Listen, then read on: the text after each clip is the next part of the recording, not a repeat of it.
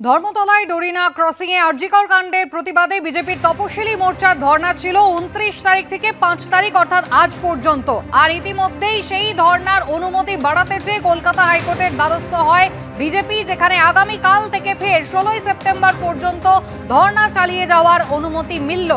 त्योहार और प्यार लाती है रिश्तों में ढेर सारा मिठास। परंपरा वही, सोच नहीं। আদি মোহিনী মোহন কাঞ্জিলাল কথা বলবো সৌভিক মজুমদার আমাদের প্রতিনিধি রয়েছেন আমাদের সঙ্গে। সৌভিক, বিস্তারিত জানতে চাইবো।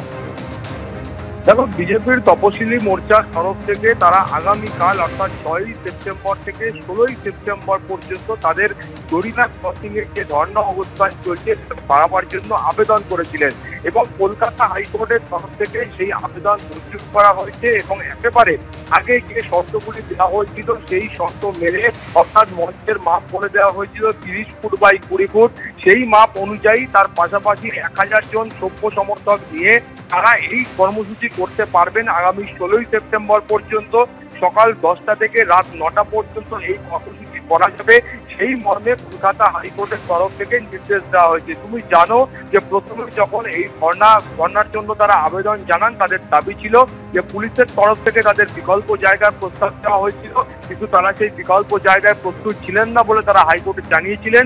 ফলে হাইকোর্টে তারা এই ধর্ণার জন্য অনুমতি চেয়েছিলেন এবং হাইকোর্ট 29 আগস্ট থেকে 5 সেপ্টেম্বর অর্থাৎ আজকে পর্যন্ত এই কর্মসূচি করার অনুমতি চায়। এর মাঝখানে বিজেপির তপশিলি মোর্চা তারা ফের পুলিশের কাছে এই কর্মসূচি বাড়াবার জন্য আবেদন জানান, কিন্তু পুলিশের তরফ থেকে বলা হয়েছিল যে ওই জায়গায় অর্থাৎ ডোরিনা ক্রসিং এ এই ধরনের ধর্ণা অবস্থান করলে সাধারণ মানুষের অসুবিধা হয়, ফলত বিকল্প জায়গায় তারা করার প্রস্তাব দিয়েছিল। বিকল্প জায়গা বলতে তারা নির্দিষ্ট করে ওয়াই চ্যানেলের কথা বলেছিল, কিন্তু বিজেপির তপশিলি মোর্চা তারা এই ওয়াই চ্যানেলের যে প্রস্তাব ছিল সেটা মানতে প্রস্তুত ছিলেন না। ফলত তারা কলকাতা হাইকোর্টে ফের দ্বারস্থ হয়েছিলেন এবং ভারতীয় বিচারপতির পর্যবেক্ষণ হচ্ছে যে এই কর্মসূচির জন্য ইতিমধ্যেই 1 সপ্তাহ কর্মসূচি হয়ে গিয়েছে এবং সেই কর্মসূচিতে বড় কোনো ধরনের গণ্ডগোল বা বিশৃঙ্খলা হয়েছে এমন অভিযোগ এখনো পর্যন্ত নেই। ফলত আর কয়েকদিন এই কর্মসূচি করলে সেক্ষেত্রে খুব বেশি অসুবিধা হবে বলে মাননীয় বিচারপতি রাজশ্রী ভরদ্বাজ মনে করছেন না এবং সেই কারণেই আগামী 16 সেপ্টেম্বর পর্যন্ত তিনি এই কর্মসূচিকে চালিয়ে নিয়ে যাওয়ার অনুমতি দিয়েছেন। কুসুমিতা। সৌভিক, ধন্যবাদ।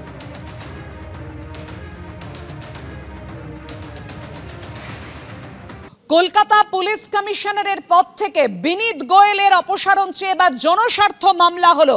হাইকোর্টে জনস্বার্থ মামলা কলকাতা পুলিশ কমিশনার বিনীত গোয়েলের অপসারণ চেয়ে। বিনীত গোয়েলের হয়ে মামলা নোটিশ গ্রহণের নির্দেশ সরকারি আইনজীবীকে।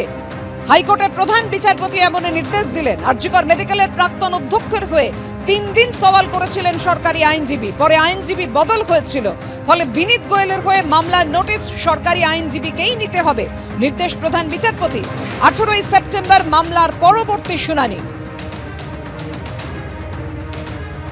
কলকাতা পুলিশ কমিশনারের পদ থেকে বিনীত গোয়েলের অপসারণ চেয়ে জনস্বার্থ মামলা। বিনীত গোয়েলের হয়ে মামলা নোটিশ গ্রহণের নির্দেশ সরকারি আইনজীবীকে দিলেন প্রধান বিচারপতি।